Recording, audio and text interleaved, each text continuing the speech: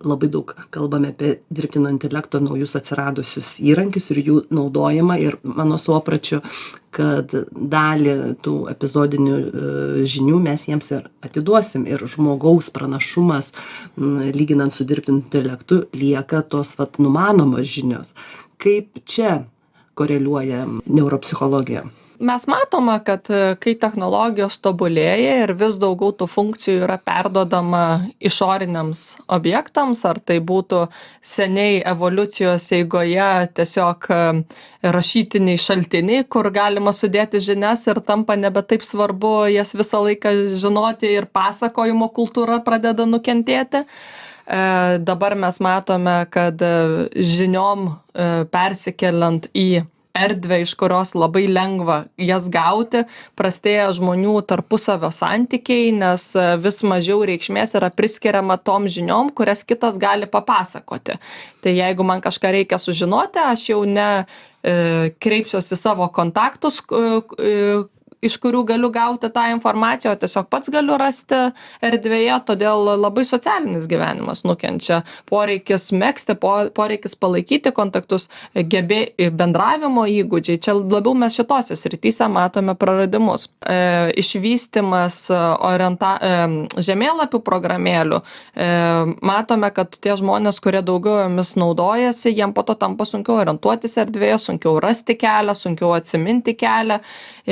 Ir prastėja už orientaciją erdvėje ir suvokimą, kur esi, atsakingų smegenų dalių veikla. Tai kokią funkciją mes dirbtinai beišvystytumėm ir kuo dažniau mes ją naudosimės, tuo gebėjimas tą funkciją patiem atlikti vis prastesnis. Mūsų smegenys yra be galo tingus organas, jos jeigu gali su mažiau energijos atlikti tą pačią funkciją, tai iškart išardys ląsteles. Tikrai nesinešios, nes tik apie 2% kūno svorio sudaro smegenis, o sunaudoja apie 25% energijos. Tai labai naudojasi dirbtinio intelekto galimybėmis. Aš pati mėgstu naudotis, tikrinti savo anglų kalbos gramatiką su ChatGPT, tikrinti struktūrą ir aš matau, kaip mano gebėjimas konstruoti sakinius anglų kalba rašytiniu būdu jau pradėjo nukentinėti. Aš jau tapau priklausoma nuo to įrankių. Aš jau savo resursais nepasitikiu. Viena kolegė, kur yra viešojo kalbėjimo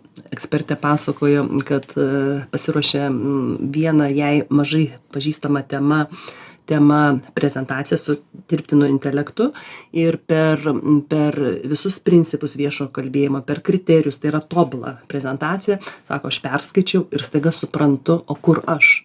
Ir staiga suprantu, kad kūryba, kabutėse, tai yra dirbtino intelekto, o aš tik tai tampu jo vykdytoju. Dabar jau turbūt greičiausia ta ateis kita fazė santykių su dirbtino intelekto įrankiais, kaip mes pradėsim ieškoti, o kur aš esu tame ir kokiu būdu neperduoti dirbtino intelektui, kas siejasi su žmogiškumu ir nepradėti iš anksto senti.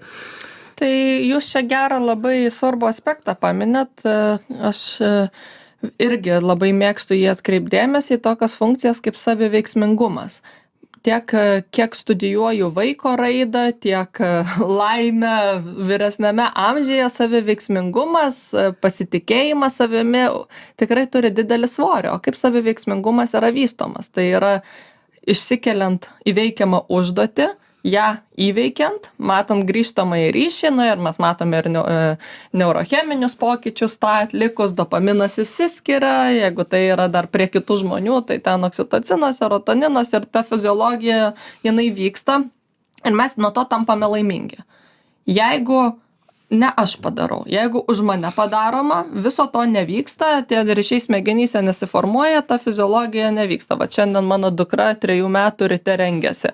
Aš skubu, bet aš pati užsidėsiu pėdkelnes, aš pati užsiseksiu megztuką. Jeigu aš už ją užsegu, labai nelaiminga, labai nepatenkinta ir pikta.